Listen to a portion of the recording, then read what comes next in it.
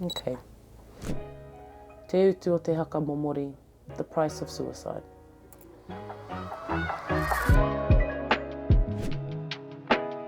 Kei te whare tapu o Ngāpuhi, nau mai, haere mai, tūhono mai ki tēnei wānanga o tātou e kia nei ko uia te pātai. This is what therapy aims to do. Welcome to this podcast of Uia Te Pātai, where we look at the experience of suicide and mental health well-being within our whānau. He uri koe ngā rāhiri, mokopuna nāku, nau mai, haere mai.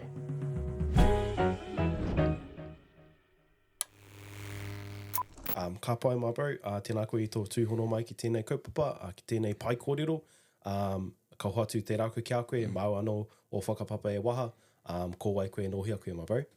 Yeah, tēnā koe Cobb. Ka pai ko wai ahau, ko Conor Watene O'Sullivan tōku ingoa. Ki te tau tōku pāpā, he uri tēnei no ngā maramaro o rāhiri, ko Ngāpuhi nui tonu te iwi, no te Rarawa kaiwhare anō hoki, koe rā taku hononga ki tēnei tōku tupuranga ki roto I muri whenua, whānui. No Ngāti Maru o hauraki anō hoki, koe rā taku taha Watene me ki, and ki te tau tōku māma ko te Arawa waka, te Arawa iwi, ngā tātai hononga. Koe rā koau, pai, miharo te tahi mai I tēnei wā ki a koe, te honohono ki a koe, ki runga I tēnei taumata kōrero, ki tēnei wāhi o te roto o Ngātu, kei muri rā I a mātou. Ko tēnei tōku kainga, nā reira, harikoa pai ana hau, te tai mai nei, e hoa, nōku te whiwhi, nōku te honore, kia tohatoa ai, ōku whakaro, ōku kōrero, ōku mātau, anō hoki, e pāna ki tēnei take nui, te oranga tonutanga o tātou te tangata, me pehea rā I tātou e huri, e piko, e āraitia I ngā momo haukino e tatana mai ki a mātou, nā reira tēnā koe me tēnei kaupapa uia te pātai. Kia ora Cobb, hei timatanga, ka aru anō I te awa kupu I te Cobb. For the listeners, it might be a first time hearing that word and what that means, but can you tell us what the Cobbs are and what the Circle of Brothers is? Yeah, we're probably going to be referring to each other a lot in this in their capacity, my bro, throughout the length of this kōrero. But look, it's really mean. We've had this Cobb kaupapa going for the past sort of 10 years, my bro, which is, I guess, at the core, a brotherhood, a brotherhood, Circle of Brothers. That's what Cobb, C-O-B, stands for, the Circle of Brothers.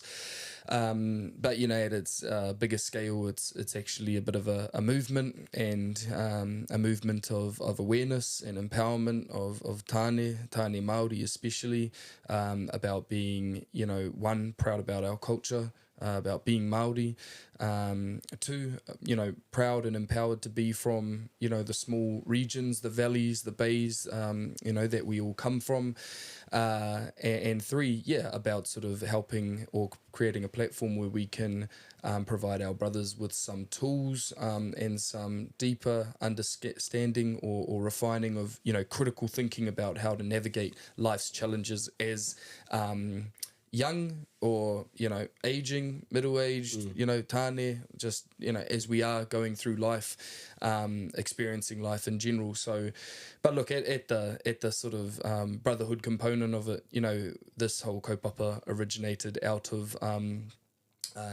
kura, actually. I went to Te Kura Kaupapa Māori o Te Rangi a Niwaniwa. That's where I was sort of educated and to be honest, bro, where a lot of my inspiration and grounding, foundations for who I am came from, kura kaupapa Māori, being brought up in a kaupapa Māori setting, learning te reo me o ngā tikanga,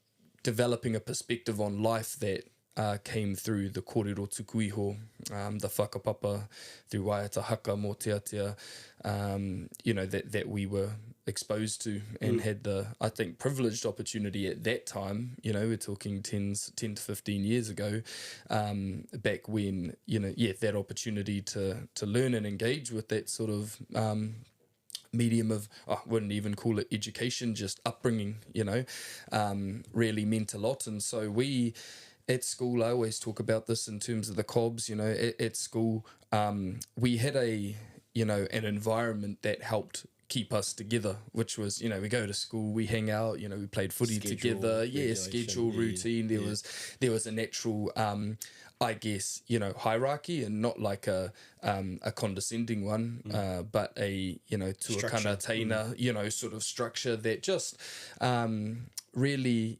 kept, and obviously at a small kura with only, 50 or so tauira, so 20 to 30, boys, there was just quite, close relationships and bonds formed because of, not only the size of the kura, but the ahua and the kaupapa that, was the korowai around us. And so, made some, had some good memories and had really good sort of, experiences there that, solidified a bond. And when we left kura, there was quite a, you sort of just left school and, went out into the big world. Go your own separate ways. We're going to getting a job, or finding local mahi, or you going off to uni, and all of those kind of structures and stuff that kept us together sort of, largely just weren't there anymore. So we had to come up with a way to, form that ourselves. And it started off with a core group of us that, we obviously, mates leaving kura and we hung out, but this cob identity came through as, an identity that we were sort of like, nah, this is us. And it honestly, bro, like casual as it just originated from hanging out one summer, being a bit haututu, doing, going for dives and just, fishing and emissions, calling, saying coba, cob. And then we thought, cob, COB, what can that stand for? And katou mai, ko te circle of brothers and koia tātou. And ever since then, we've sort of, growing it into what it is now. Yeah, I'll even talk on my experience of it, because I'm also part of a group called Soften Up, bro, and we found time to collaborate for our Haringa Tū Te Paki, the Giants injuries. Yeah. And it was a mission. It was a good mission though, because it was alongside our brothers, got to sit, got to talk, and got to eat together as well. And I felt like that was probably my induction. That was my initiation into the comps. Initiation, my bro. And it's such a source of strength, I think, for tāne to have these spaces and have these times where we can just be men, and not in any toxic fashion, but just in a way to support, to see, and to recognize each other for where we are in time. And hearing now that this has been 10 years in the making, like, what have you noticed has been the biggest growth inside the Cobs, inside the Circle of Brothers from year one to now, or coming up to a decade? Yeah, bro, I think it's the fact that, many of us have, as I talked about before, we've matured in life, experienced, that much more life compared to when we were young teenagers, quite oblivious and naive to the world's challenges, and opportunities. And, I think coming full circle, bro, is that, like the Cob started off, as I said, with the missions, which was always about coming together to sort of do the fun things, and the easy things that you naturally enjoy doing, whether that was playing footy, or going on missions, or look, I'll admit it was, we enjoyed having a party every now and then, and that's where a lot of the good memories were sort of built. And I'm not going to lie about that, bro. There was like a huge element of that to the COBs, coming together. But the growth element, my bro, has come through exactly as you just said. That time we went up to Te Paki, and I will, reaffirm that was your initiation, my bro. And we had that, like we had the idea of like being initiated into the Cobs. And back in the day, it was, something we'd do like in the Gary, in the garage or whatever on like a Friday, Saturday night. Yeah, my bro. That time we went up there, it was like we purposefully got together, not for anything, but to like come together and to reinforce some core values, you know, within the COBs, which is that connectedness between each other.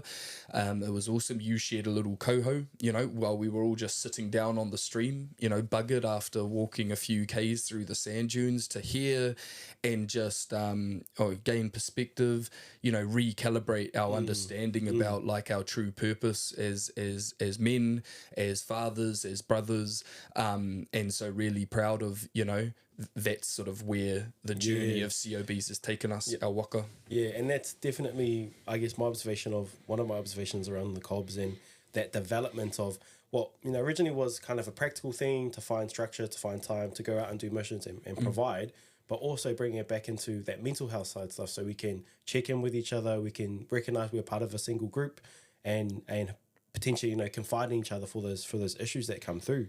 And with your, I guess, role inside the Cobs, and as one of the leaders, as one of the tuakana now, do you often find yourself helping or the bros coming to you seeking help, and what's that like if it does come up for you?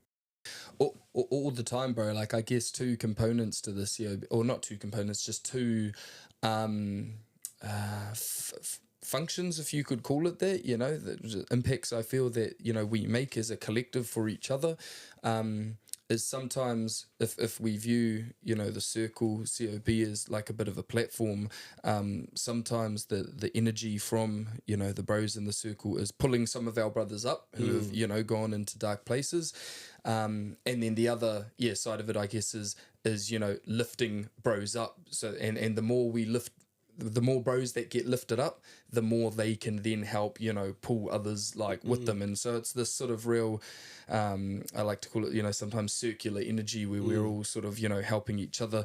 But when it comes to, you know, having bros reach out and ask for afi in critical moments in their life, it's actually a real hard thing, bro, to know what to say, you know, at the time. And there's been scenarios of this where a few of us have had to collectively get together and go, oh, our bros, like, you know, sort of struggling a bit, have a little wānanga, you know, what should we do? Should we all approach him? Yep, you know, or maybe you approach him and then I'll approach him. And then other times put a plan in place.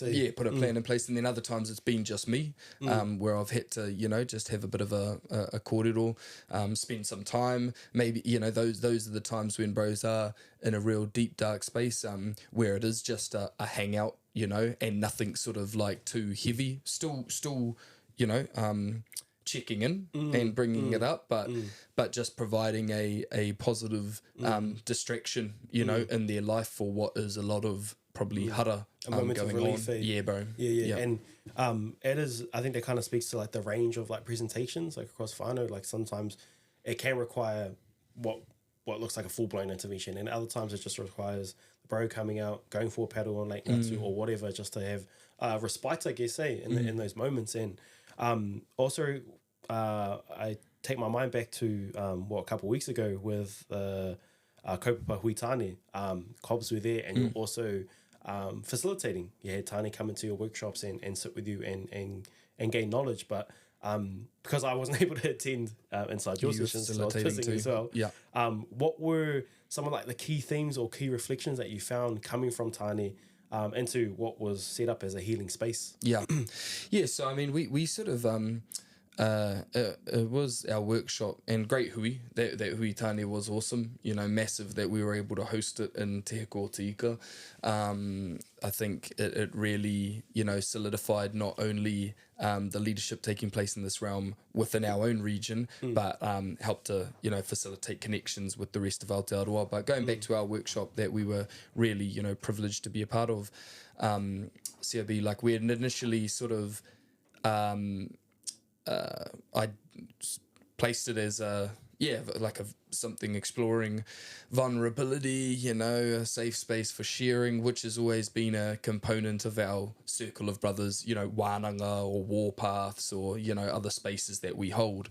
But actually, I think a big theme that came out of reflections from, you know, the tāne there was just the fact that, you know, we have this sort of brotherhood and group and network of bros that have, you know, a soul, not a soul, but a massive focus, the underlying main foundational focus on, looking out for each other. And not just looking out for each other in general, and when times get hard, as I said, we're pulling each other up, but like always trying to build each other. We're not just a training group or a rugby league team or bros that get together to, as I said, do the fun things. We're sort of a space that allows that critical thinking and continual development towards the bigger purpose of life. And it was interesting, like heaps of bros were kind of like,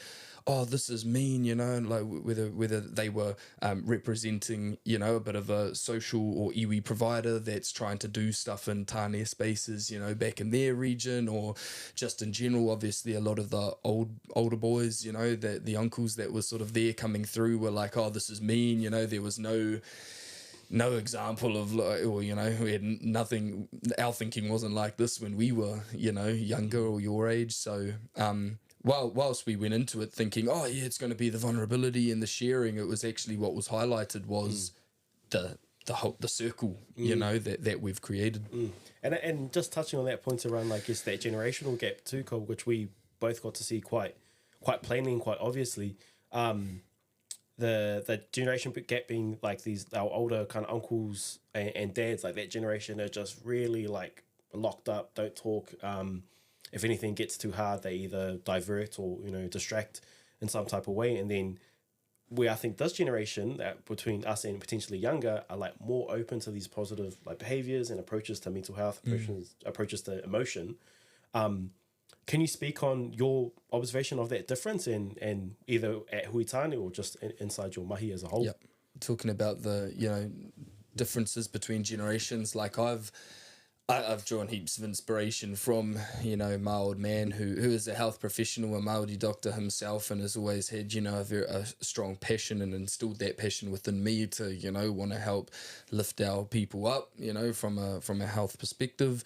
And I remember being, with him when I was young, how old would I have been? 12 years old, going to One Heart, Many Lives, men's health dinners with, heaps of the old boys from up here, some of them who aren't with us anymore, and that was, I think, quite a reflection at that generation's, kind of attempt of trying to put more emphasis on tāne ora, on men's health.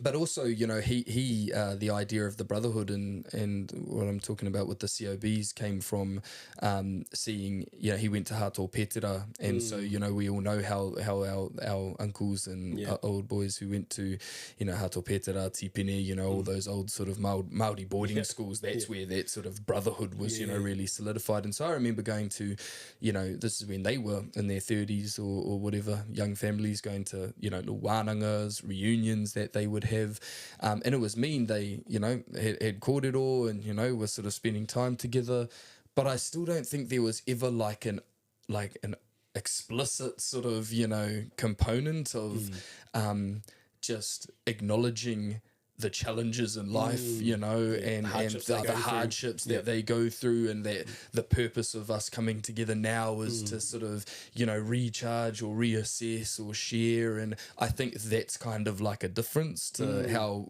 I've definitely been inspired by that, taking it to the next level with the Cobs, is that like, no, we can't just be, a brotherhood and think of ourselves as bros. We need to be the circle of brothers that is always striving to build up our resources, our capability, our mātauranga, that's going to build our resilience, in life, give us resilience, for life. And I guess it's part of that emotional resilience, like I think tāne can pride themselves on our physical resilience. Like we can do all these hard physical things, but there's a real difficulty, and I think still a reluctance around sharing some of those difficulties. And in some really apparent cases, and I'm really keen to get your whakaaro on it, is for tāne and for people that are doing really well. Because coming back to our kaupapa, being inside, working with suicide, responding to suicide, we often focus on, you know, the whānau aren't doing as well, poverty, low education, all of those types of situations and influences, but also what happens at the high end. So whānau that are doing really well, whānau that are succeeding in sports and education and whatever, and we're still seeing that behavior happen there. So the kind of inability I think it creates about the image of like being successful and like, oh, now I can't show them that I'm broken. I can't show them that I'm in pain. Yep. Is that something that you've also seen in inside your community? Yeah, bro, that's a good partai. Just like to touch on the, you know, emotional sort of resilience, or, you know, building physical, you know, prowess capability in life, and the differences. And I was just having a thought before as I was finishing up that last bit of kōrero. Like, I'll just have to admit, bro, you know, and this is something that I always hear our bros, you know, talking about, especially during the hard times.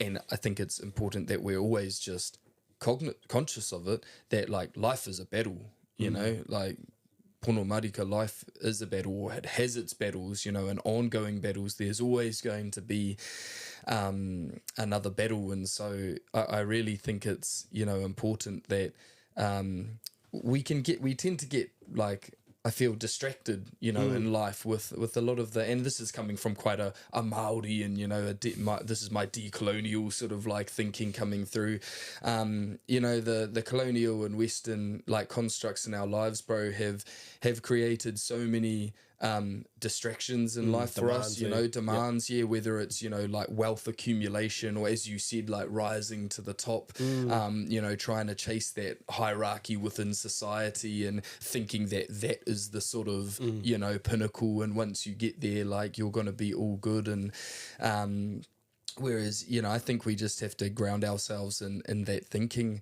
and that's what we try and do within, you know, the COBs is think about, you know, no, we're still, you know, just carrying on this legacy of being, you know, humans, where we're trying to like survive. And I don't mean to paint like a crappy picture or outlook for us as everything's all like doom and gloom, but before, when you asked me about, when you're pulling a bro up and, you know, what strategies do you use or whatever, I think it's always just about, for me, I'm like trying to remind the bros, like this is sort of just life. And I mean, that's easy to say and probably not so easy to hear at a time when you're like down, but give them perspectives that, you know, stay in the fight, my bro, you know, like we can't just, then that's resilience, right? Like, we can't let this little sort of hapa or maunga that seems like too tall, you know, put us off and stop us here. And that's going back to your partai, no matter whether you're, you know, kind of at a place where you're not satisfied in life, or whether you are, you know, an assumed sort of level of success. There's always going to be that kind of challenge in front of us, and ongoing endurance. And in either case, creating avenues, creating brotherhoods, creating options to talk about it, because I think going back to that high end and people who are doing successful and find it difficult to admit failure, find it difficult to admit mistakes, is that you're also admitting that you find vulnerability difficult. You find, because you've got this armor of success, like all these great things you've done, and then to show someone like, actually I am struggling mentally, I failed that thing that I said I was going to do, all those things that kind of mount up inside of a person. But so to admit that invulnerability feels uncomfortable is also to admit that vulnerability is uncomfortable. It means that you're invulnerable all the time. So you're constantly walking around with this armor of about what you need to be, how you need to look, how you need to present, while denying some of the truths and some of the hardships that you end up carrying. And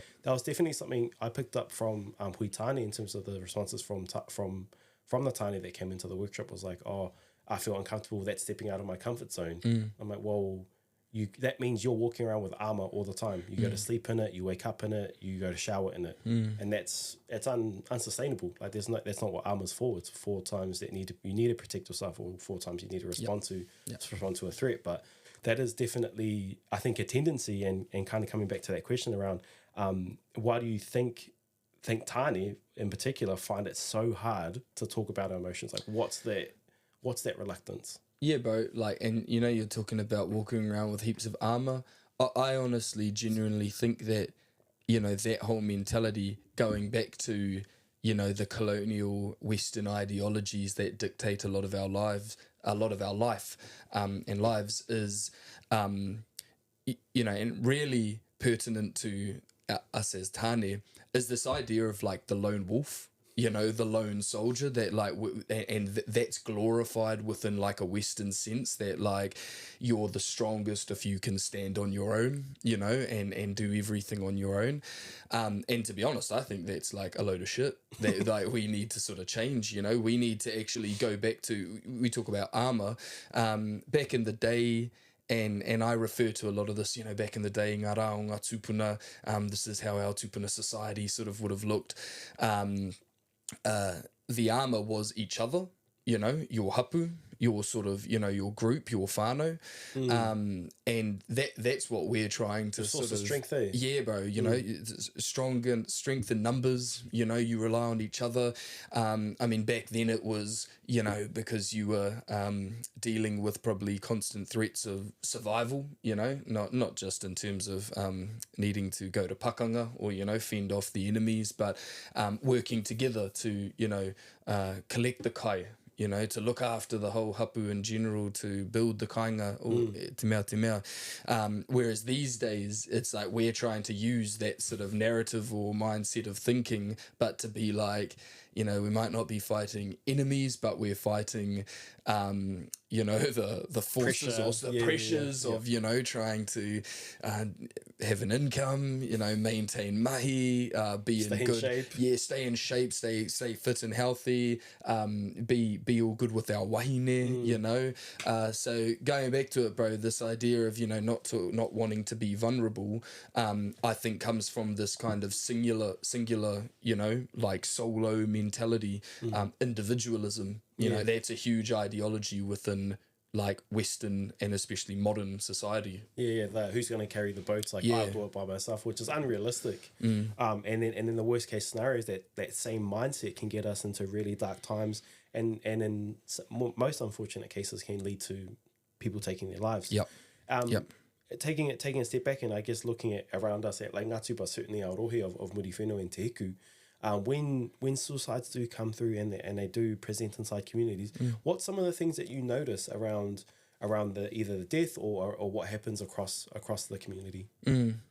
Yeah, bro. Look, there's you know, acknowledging a few bros that have, you know, taken their sort of life, and one of them has been a real close bro of mine, you know, Kahi Harawira. And then also Jackson Tate was another one. Just, you know, sometimes it's funny, you know, when we talk about these issues and we try not to, you know, mention their names or, you know, talk about it too much because it is mamai, but actually I think it is a good thing to remember them, you know, and so, yeah, I acknowledge them through saying their names, bro. And look, both times, Kahi, who was, you know, a long standing, you know, friend hoa from kura, and a whanaunga actually, me and him, you know, were relations through our whakapara, Ngāti Hau connection. And then, you know, Jackson, who sort of had, you know, just sort of, the bro, you know, just from around the hapuri part of the iwi, you know, the haukainga up here. And yeah, when they sort of pass, bro, you know, it's like it really sort of like hits home to that whole idea about, you know, life has its battles, and they unfortunately, you know, lost I hinga, ki aua pakanga, ki aua haukino, I ngau I Arawa, I rātou. And, you know, there's always a huge element of grief, you know, within the hapuri that comes from that. And honestly, I'm not even gonna, you know, comment on where I think the thinking of whānau, you know, what they go through that. Obviously, you know, sort of was conscious of, especially when my bro Kahi passed, how some of the Harawira whānau were feeling, and just, he mamai. Like, he mamai is something that I don't think can really be explained unless it's the people who actually, went through that sort of firsthand. But I think it is still just about that building resilience. Obviously, most of our bros, especially who take their lives like that, feel that at a time, and sometimes it seems to us like it might just be that one point in time where they, maybe felt they didn't have anyone and had to do this, but it's probably a culmination of times, where over time where they've felt like, don't have anyone, no one cares. And look, I'll admit, bro, I've had those, like, this is, bit of vulnerability coming through.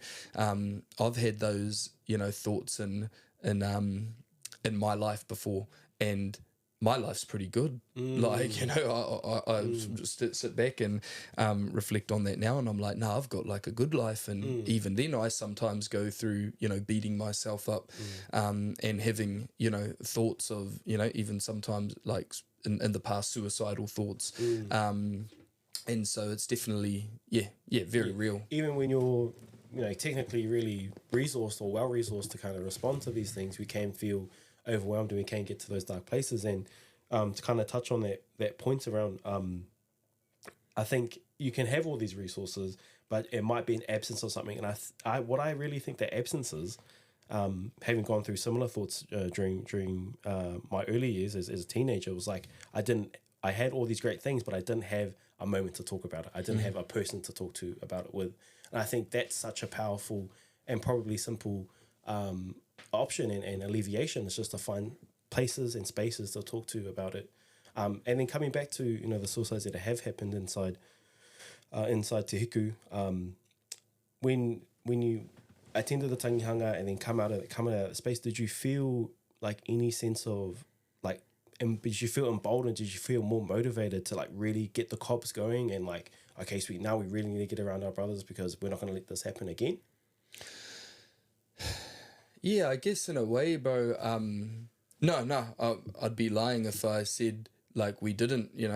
We did, which that's kind of a bit like ratchet. Feel a bit stink that was even the case. I mean, it took that bro, and it's a fine line between and I tried to do this especially following like our bro Kai, who was one of our close bros, and who we grew up with, and sort of during the years when we had formed the Cobs and were doing a lot, in this sort of space, he was, pursuing actually success elsewhere. And then I hoki mai ki te kāinga, and we were just starting to like reconnect, and then kahinga, and that was like really a bummer because we were just sort of starting to, kind of circle around him. So a fine line between, not wanting to, feeling a bit stink that did happen, but also like not beating ourselves up too much, because we like were on the right path. And I think if anything, this is just showing that there's a lot of battles going on. It's a huge war out there, and we're trying to fight one battle at a time as, the COBs and working with not one bro at a time, all of us together. But I think it's just the problem is, bigger than at the moment how many circles there are out there, trying to fight against that. And that's what we're sort of really, encouraging of. And we said in our workshops to all of our bros is like, look, we're just an example, and not even an example, we're just showing you like what we're up to. The idea is that there's circles, that do exist out there, but that's just become more, we need this to become the norm, having circles like this.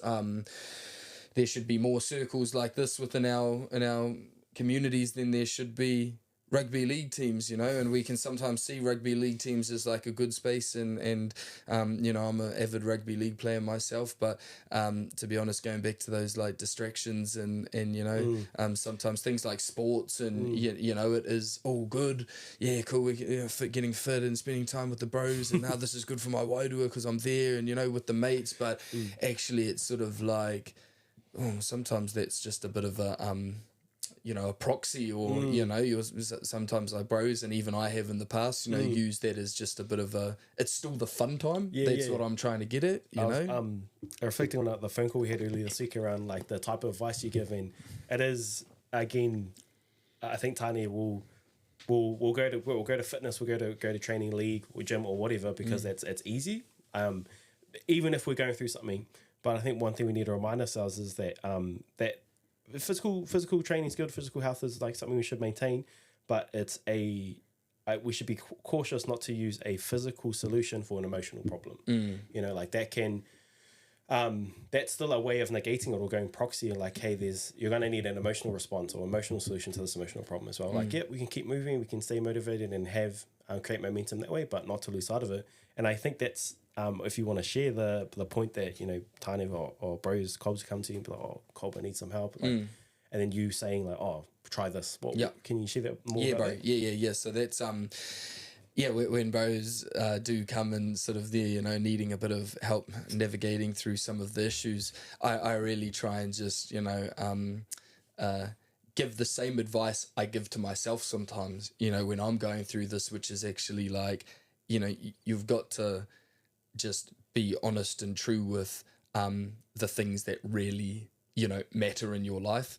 If it's mahi and if it's whānau, even though those are like sometimes hard spaces to persevere through, we have to persevere through them. We can't sort of deflect them and defer them off and think, oh no, going to train more and spend more time away from my whānau is good for me because I'm getting my own time and I'm making myself feel good, when really that's just going to make things worse at home, because you're leaving like the missus there with the full responsibility on her, and I think that's what really manning up is about these days. If you're needing to get in shape and feel like you need to go for a run more, or go and sort of burn some energy, then and we say to the bros when they come on the warpath, it's like, you've got to make more time in your life. You've got to become more efficient, and this is a platform, a space where we're all helping each other to do that. It's not about sacrificing